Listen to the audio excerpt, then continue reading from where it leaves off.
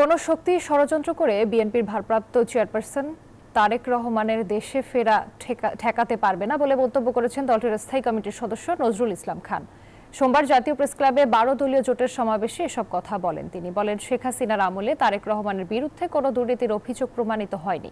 গণতন্ত্র প্রতিষ্ঠা ও ফ্যাসিবাদ বিরোধী পুরো লড়াইয়ে নেতৃত্ব দিয়েছেন তারেক রহমান। তিনি বলেন, ঐক্যমত্য কমিশনের কথা অনুযায়ী ডিসেম্বরের মধ্যে নির্বাচন সম্ভব।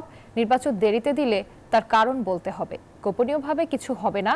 এদিকে আরেক অনুষ্ঠানে বিএনপির চেয়ারপারসনের উপদেষ্টা জয়নুল আবদিন ফারুক বলেন, নির্বাচন বিলম্ব দেখে বোঝা যায় ডক্টর ইউনূসের পাশে আছে আওয়ামী দোসররা। করিডোর দেওয়া অন্তর্বর্তী সরকারের কাজ নয়, করিডোরের সিদ্ধান্ত হবে সংসদ থেকে।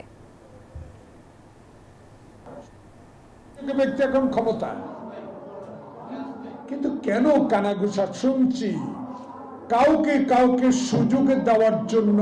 আপনি গুণী ব্যক্তিটি কারো করা কান কথা শুনছেন।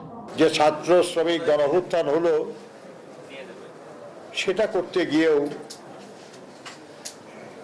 সহস্রাধিক মানুষ জীবন দিয়েছে, হাজার হাজার মানুষ আহত হয়েছে।